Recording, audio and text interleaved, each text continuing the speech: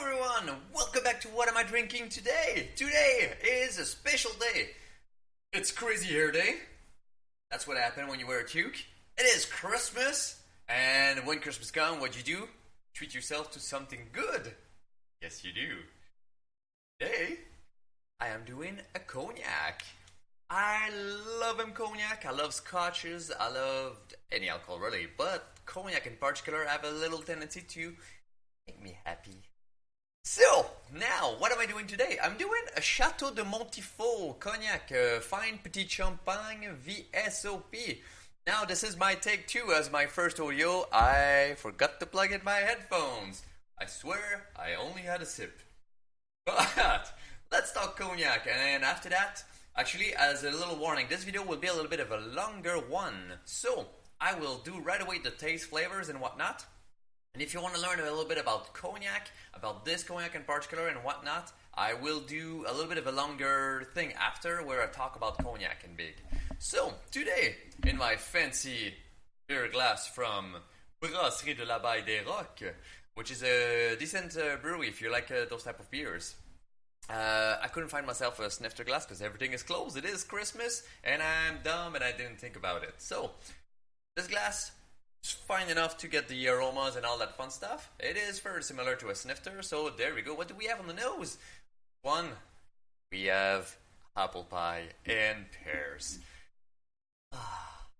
Smells delicious, smells fruity, it smells amazing. So apple pie, straightforward, with a little bit of cinnamon and whatnot, so you get all the thing. Think apple pie, this is what you get on the nose, and the subtle pears that peek through. Fantastic on the nose. It's the holidays. It makes me think holidays. It makes me happy. And those of you that are wondering what's right here, it's my dying Christmas plant. It keeps me company. Me and this plant, we're having fun together. So, what else do we get on this cognac? We are getting joy. It's just pure joy in the mouth. Very syrupy. It is tongue numbing. I swear to God, it is so weird. It's like one of those medicine that you take sometimes that just numbs your tongue a little bit. This does that.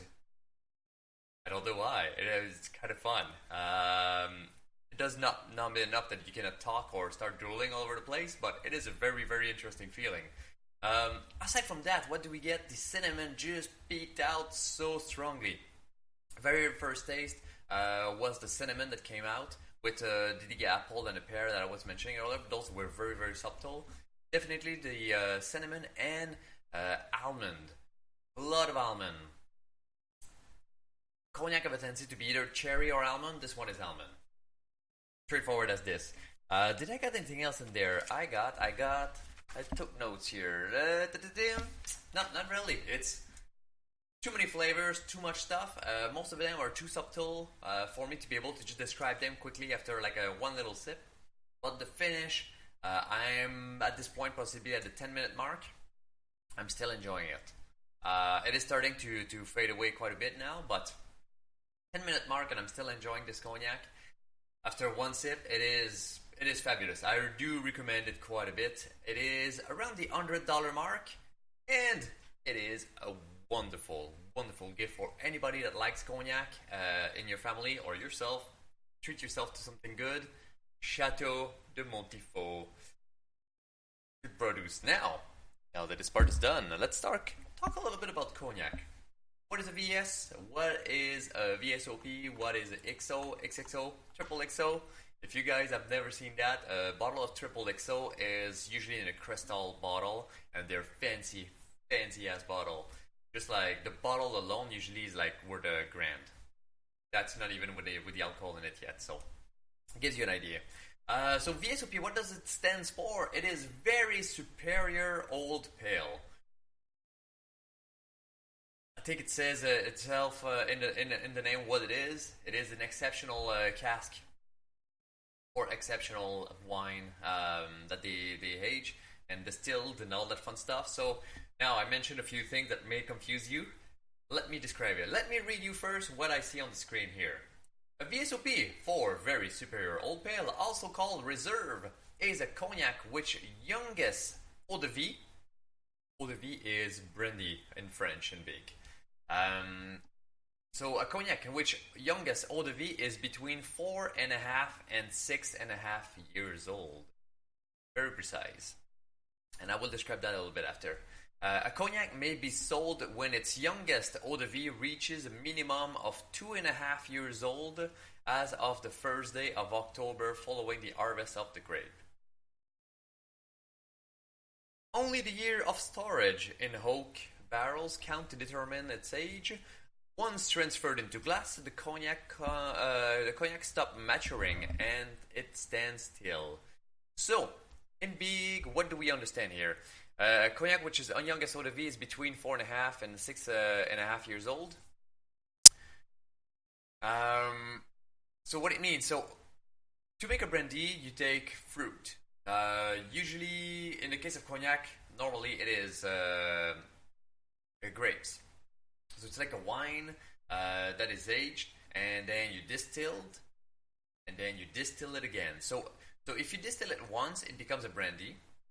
And from there, you get a lot of flavors and whatnot. And if you distill it twice and 3 times, I don't know how many distillation they go through, but normally 3 times is usually the standard for cognac. It's the minimum requirement for a cognac. Not only does it needs to be from Cognac, France, nowhere else. You cannot have a cognac if you are not in Cognac, France. And by I mean having is making it. Having, you can have it. I'm here in Vancouver and I'm enjoying one right now. But so you take an eau de vie and it has to have a certain age. Now the cognac may be sold only when its youngest eau de vie reaches a minimum of 2.5 years old, which creates that VS. And in this case, for very superior pale ale, it needs to be between the age of 4.5 and 6.5 years old. Anything above that will probably become an XO. I didn't read all the details, but it gives you an idea. So very precise, very important information to know when you are drinking a cognac. Will it be a VS, VSOP, older, whatever? It is depending of the distillation process and the age of the distilled produce that they will age later on in oak barrel and whatnot. This one in particular that I'm drinking has been aged between 8 to 10 years in a cask. Isn't that amazing? 8 to 10 years before this thing. Okay, so it was a brandy for 4.5 to 6.5 years old, and then it got bottled and double or triple distilled or whatever they did. Got not bottled, sorry, cask, put in a cask for 8 to 10 years. So this thing right here is older than a lot of people. It's crazy. Like this thing is potentially right now 16 and a half years old at least, because that's the age of only the time that they can calculate to be put in a cask and age. Because once you put that in a bottle itself, the time frame of everything just stops. So it just stands still. That's what they mean by that. So this actual bottle could be literally 30 years old, and I wouldn't know any better. But the truth behind it is the work that has been put into this bottle has took at least, what is that, 8? So 12 and a half years old to about 16 and a half years of work to get this cognac. So there you go.